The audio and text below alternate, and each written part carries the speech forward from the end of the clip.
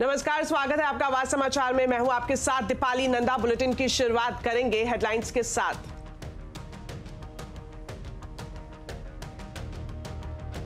मोदी सरकार ने किया एक साथ 3 भारत रत्न का ऐलान। नरसिम्हा राव, चौधरी चरण सिंह और MS स्वामीनाथन को सबसे बड़ा सम्मान। जयंत चौधरी बोले दिल जीत लिया। एनडीए में एंट्री का भी किया इशारा। बीजेपी बोली पार्टी हित से ऊपर बड़े नेताओं का आदर। हमने अपनी नीतियों के तप से कोयले को हीरा बना दिया।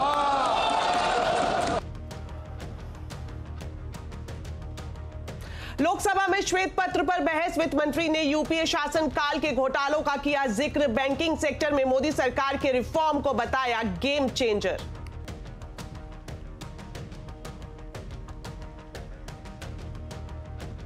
कारोबारी हफ्ते के आखिरी दिन बाजार बढ़त पर बंद। आज दिन भर बाजार में उतार चढ़ाव। पीएसयू शेयरों में जबरदस्त मुनाफा वसूली, लेकिन बैंकिंग शेयरों में अच्छी खरीदारी।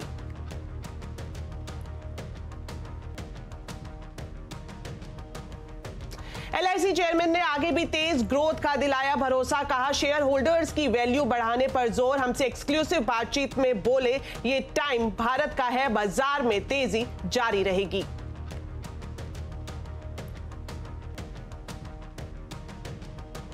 शिवसेना उद्धव गुट के नेता अभिषेक उसालकर की फेसबुक लाइव के दौरान हत्या। वीडियो हुआ वायरल। संजय राउत ने बोला शिंदे सरकार पर हमला।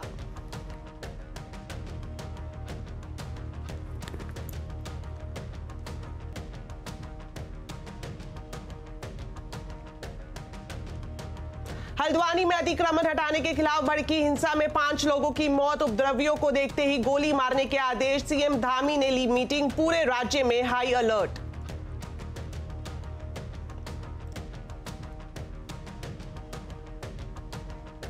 घपले और बेईमानी के बीच पाकिस्तान चुनाव में वोटों की गिनती जारी। अब तक इमरान खान समर्थक उम्मीदवार सबसे आगे। दूसरे नंबर पर नवाज शरीफ की पार्टी। संयुक्त राष्ट्र ने की अमन चैन की अपील।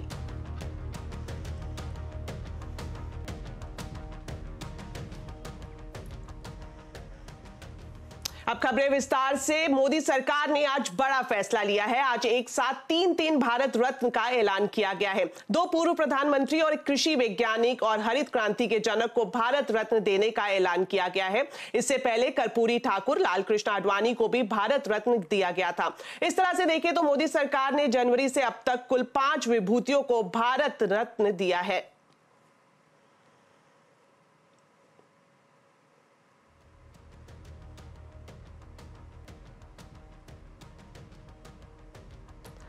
भारत रत्न में पहला नाम पूर्व प्रधानमंत्री PV नरसिम्हा राव का है। मूल रूप से संयुक्त आंध्र प्रदेश और आज के तेलंगाना के निवासी नरसिम्हा राव को भारत में आर्थिक सुधारों के जनक के रूप में याद किया जाता है। उन्हीं के कार्यकाल में भारत में आर्थिक सुधारों की शुरुआत हुई थी। वो 1991 से 1996 तक भारत के प्रधानमंत्री रहे। वो एक कुशल स्टेट्समैन और राजनेता के साथ साथ कई भाषाओं के विद्वान भी थे। प्रधानमंत्री नरेंद्र मोदी ने पोस्ट किया है कि पूर्व प्रधानमंत्री नरसिम्हा राव को भारत रत्न दिए जाने का ऐलान करते हुए मुझे खुशी है। और साथ ही उन्होंने ये भी कहा कि भारत की तेज प्रगति की नींव रखी है नरसिम्हा राव ने और देश को मुश्किल दौर से निकाला है। साथ ही साथ सांस्कृतिक और बौद्धिक विरासत को आगे बढ़ाया है।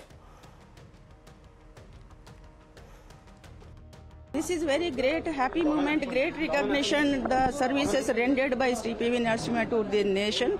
Because if you go through the days, that 5 years, 91 to 95, 96, so that was a very crucial age, crucial time in Indian history.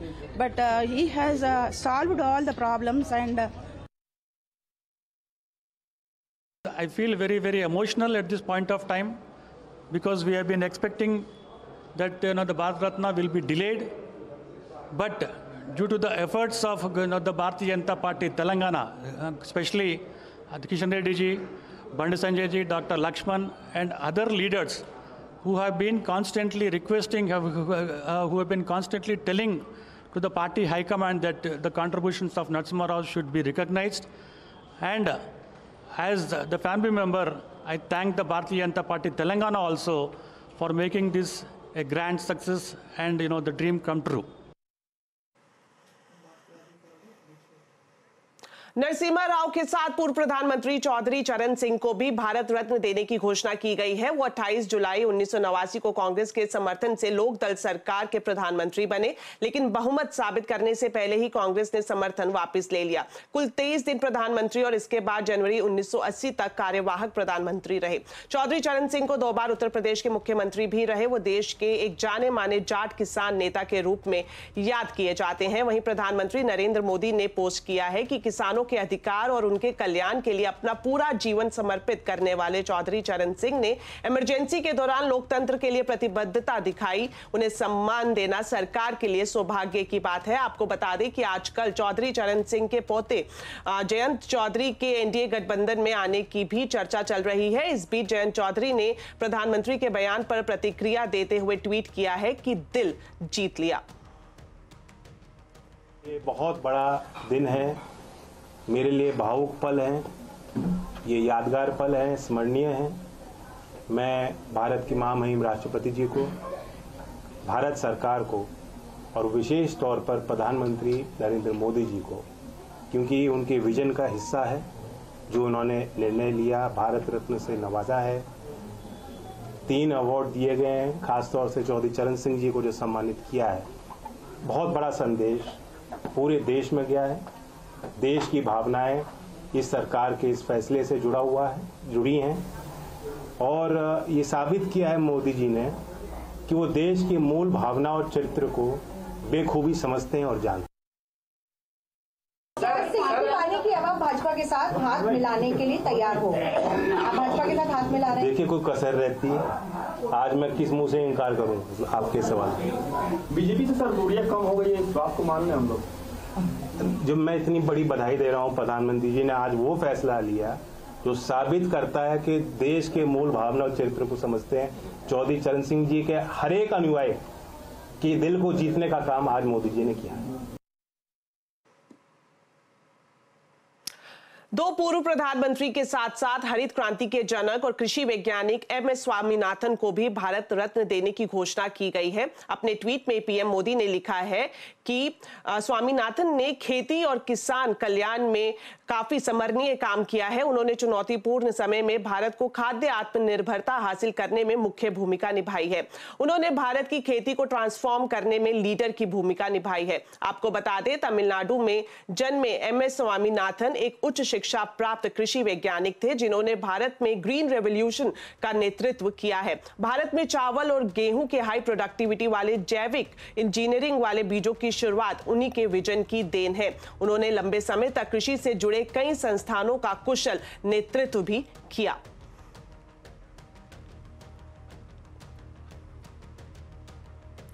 वहीं एमएस स्वामीनाथन की बेटी डॉक्टर सौम्या स्वामीनाथन ने कहा है कि अगर उनके जिंदा रहते सम्मान मिला होता तो वो जरूर बहुत खुश होते, लेकिन वो ऐसे शख्स नहीं थे जो किसी सम्मान के लिए काम करते थे। सौम्या स्वामीनाथन का कहना है कि जमीन पर जिस तरह से बदलाव आया है उसे देखकर वो बहुत खुश हैं। So naturally I feel very proud and very happy that my father's work has been recognized by the highest civilian honor in India. Bharat Ratna is the highest honor that you can give, and he has been recognized for his lifetime of contributions, of course, to agriculture, but more important to farmers' welfare in the country and also to the welfare of the poorest in society and the most vulnerable. So it is a matter of pride and satisfaction that his whole life's work has been recognized by the Government of India and by the Prime Minister. In awards को दिए जाने के बाद सियासी होड़ भी शुरू हो गई है, जहां बीजेपी ने दावा किया है कि बीजेपी और मोदी सरकार दलगत राजनीति से ऊपर उठकर देश के बड़े नेताओं का सम्मान कर रहे हैं। मैंने उसे सकारात्मक दृष्टि से देखते हैं और सच्चाई ये है कि इनको तो पहले ही नवाजा जाना चाहिए था, लेकिन इसका संज्ञान पहली बार यदि किसी गवर्नमेंट ने लिया है तो मोदी जी के नेतृत्व की हमारी गवर्नमेंट ने लिया है। दलगत राजनीति से ऊपर उठकर पीवी नरसिम्हा राव को भी सम्मानित किया। नहीं, बराबर दलगत राजनीति से ऊपर उठकर ही हम लोग इस प्रकार के फैसले करते हैं। विपक्ष की ओर से भी इस पर प्रतिक्रियाएं आ रही हैं। सोनिया गांधी, अखिलेश यादव समेत विपक्षी नेताओं ने इसका स्वागत किया है।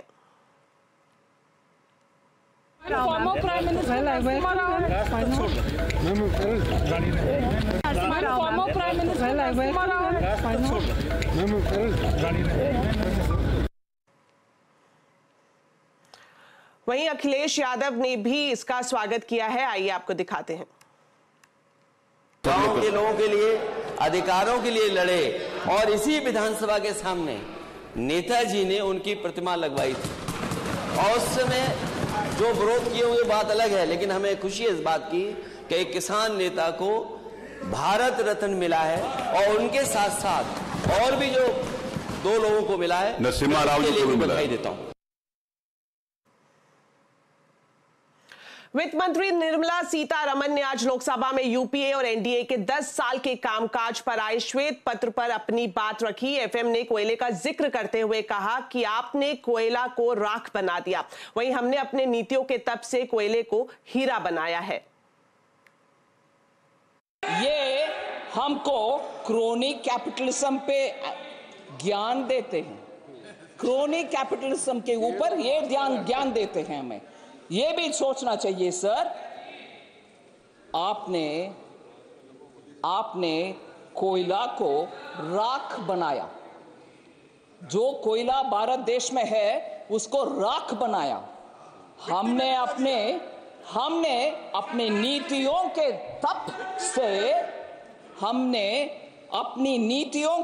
तप से कोयले को हीरा बना दिया और आज वही हीरा जो कोयला से, हमारे तप से वही हीरा जो हुआ है कोयला से, आज वही हीरा खनिज क्षेत्र में डिस्ट्रिक्ट मिनरल फाउंडेशन के रूप में अपनी चमक फैला रहा है। अब बात करेंगे बाजार की। आज कारोबारी हफ्ते के आखिरी दिन बाजार बढ़त पर बंद हुआ। सेंसेक्स 167 अंक चढ़कर 71,595 पर बंद हुआ। वहीं निफ्टी 65 अंक चढ़कर 21,783 पर बंद हुआ। आज सबसे ज्यादा खरीदारी बैंकिंग शेयरों में रही, वहीं आईटी, इंफ्रा, ऑटो शेयरों में बिकवाली देखी गई। आइए मार्केट का पूरा हाल समझते हैं सुमित से। तो सुमित बताएं, आज कौन से सेक्टर्स और शेयर्स में सबसे ज्यादा उतार चढ़ाव देखने को मिला? देखिए, वैसे तो आज बाजार में शुरुआती कमजोरी थी, फिर लोअर लेवल से रिकवरी आते हुए दिखाई पड़ी, लेकिन एक्चुअल डैमेज जो था वो आज मिड कैप स्मॉल कैप में था और वहां पर भी पीएसयू स्पेस जो कि ज्यादा प्रेशर में था।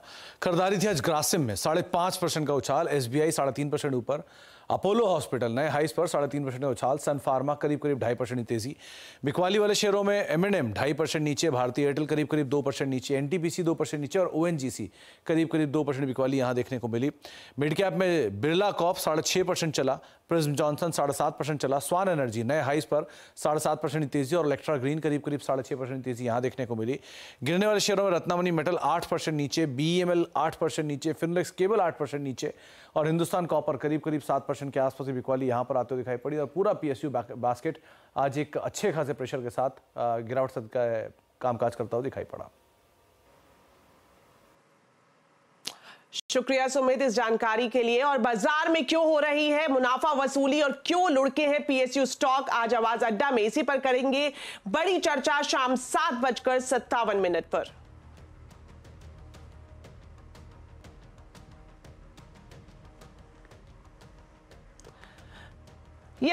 ये भारत का टाइम है, ये कहना है एलआईसी चेयरमैन सिद्धार्था मोहंती का। सिद्धार्था मोहंती के मुताबिक आगे भी भारत की तेज ग्रोथ जारी रहेगी। कंपनी का फोकस शेयर होल्डर्स की वैल्यू बढ़ाने पर है। सीएनबीसी आवाज के मैनेजिंग एडिटर अनुज सिंघल से एक्सक्लूसिव बातचीत में एलआईसी चेयरमैन ने कहा कि बाजार की तेजी आगे भी जारी रहेगी।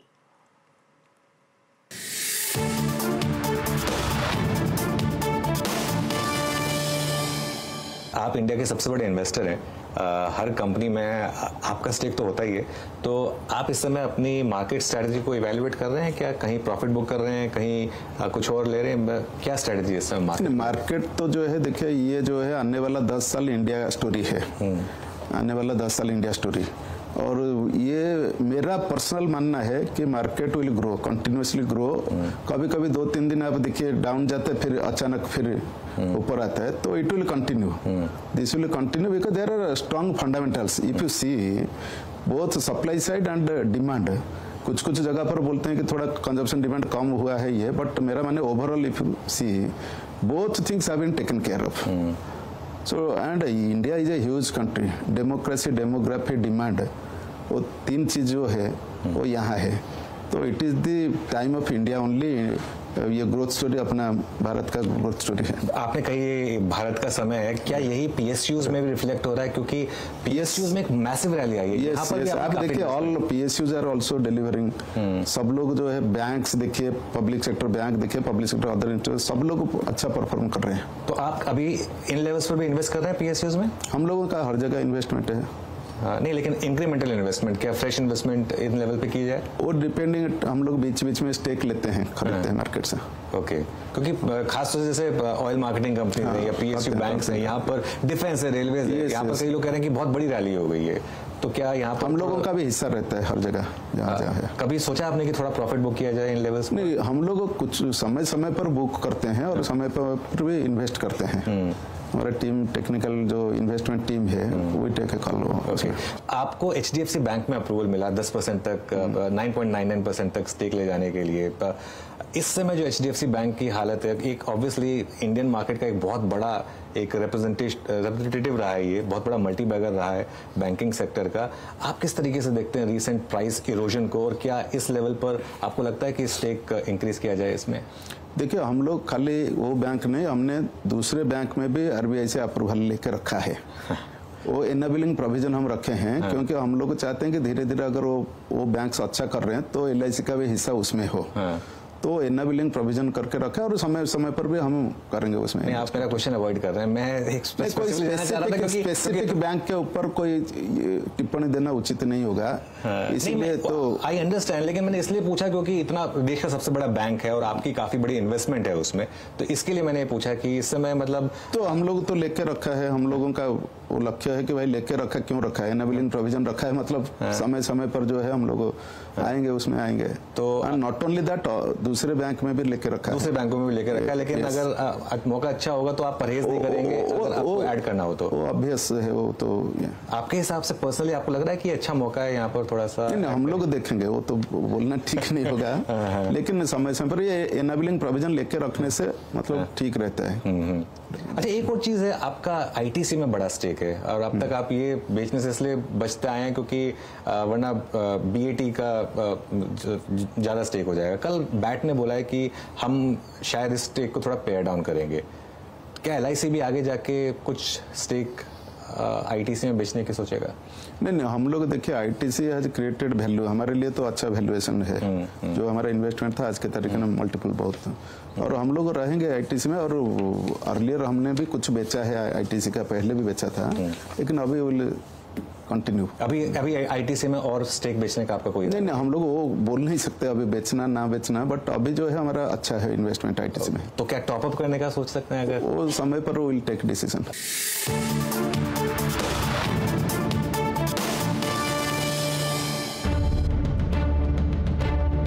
जब प्रधानमंत्री जी ने ये बात बोली कि आज मैं सीना तान कर कह सकता हूँ कि एलआईसी का शेयर रिकॉर्ड हाई पर है, उस समय आपकी क्या फीलिंग? हम लोग निश्चित रूप से प्रधानमंत्री जी का जो विश्वास है एलआईसी के ऊपर, उसके ऊपर हम खरा उतरेंगे। क्या स्ट्रेटजी है सर? मार्केट तो जो है देखिए, ये जो है आने वाला 10 साल इंडिया स्टोरी है। तो आप अभी इन लेवल्स पर भी इन्वेस्ट कर रहे हैं पीएसयूज में? आपको एचडीएफसी बैंक में अप्रूवल मिला 10% तक, 9.99% तक स्टेक ले जाने के लिए। आपको लगता है कि स्टेक इंक्रीज किया जाए इसमें? देखिए, हम लोग खाली वो बैंक नहीं, हमने दूसरे बैंक में भी आरबीआई से अप्रूवल लेके रखा है। क्या एलआईसी भी आगे जाके कुछ स्टेक आईटीसी में बेचने की सोचेगा? नहीं, हम लोग देखिए, आईटीसी हैज क्रिएटेड वैल्यू, हमारे लिए तो अच्छा वैल्यूएशन है।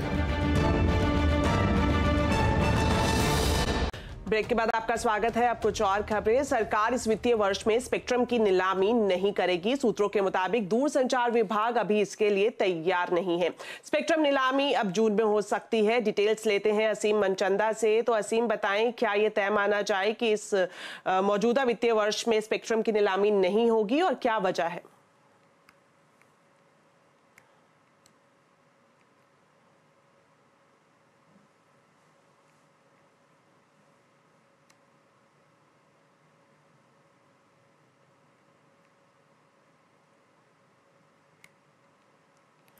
जी असीम, अगर आप मुझे सुन पा रहे हो तो आपसे ये जानना चाहेंगे, क्या ये तय माना जाए कि मौजूदा वित्त वर्ष में स्पेक्ट्रम की नीलामी नहीं होगी और वजह क्या है इसके पीछे?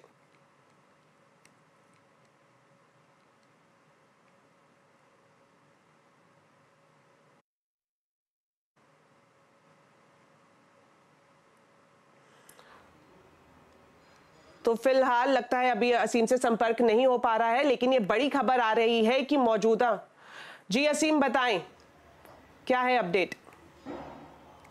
दीपाली देखिए, कल ही कैबिनेट ने स्पेक्ट्रम नीलामी को मंजूरी दी है। सरकार का इरादा था कि इसी मार्च के अंदर स्पेक्ट्रम की नीलामी करा ली जाएगी ताकि इसका जो पैसा है वो इसी वित्तीय वर्ष के अंदर आ जाए। लेकिन जो हमें सूत्रों के हवाले से जानकारी मिल रही है कि इस फिस्कल वर्ष के अंदर स्पेक्ट्रम की नीलामी करा पाना संभव नहीं है। खासतौर पर दूरसंचार विभाग अभी इसके लिए तैयार नहीं है। दूरसंचार विभाग की जो एजेंसी ऑक्शन कराती है उसका अभी तक सर्टिफिकेट जो ऑडिट है वो नहीं हुआ। उसको ऑडिट करने के लिए कम से कम 45 दिन का वक्त चाहिए होगा। इतना ही नहीं, जो पूरी नीलामी की प्रोसेस है उसके अंदर 54 दिन का वक्त लगेगा। तो सरकार फिलहाल स्पेक्ट्रम की नीलामी नहीं कराएगी। इसके बाद चुनाव आ जाएंगे। चुनाव आने के बाद जब नई सरकार बन करके आएगी तभी स्पेक्ट्रम की नीलामी होगी। यानी कि अब स्पेक्ट्रम की नीलामी जून में होगी, उससे पहले स्पेक्ट्रम की नीलामी नहीं होगी। टेलीकॉम कंपनियों के जिनके लाइसेंस खत्म हो रहे थे, सरकार ने उनका लाइसेंस ऑलरेडी 3 महीने के लिए एक्सटेंड कर दिया और आगे भी उसके लाइसेंस को 3 महीने के लिए और एक्सटेंड करेगी। इस वित्तीय वर्ष में सरकार स्पेक्ट्रम की नीलामी नहीं कराएगी। जी असीम, शुक्रिया असीम इस पूरी जानकारी के लिए। तो बुलेटिन में फिलहाल मेरे साथ इतना ही, लेकिन खबरों का सिलसिला जारी है। आप देखते रहिए CNBC आवाज।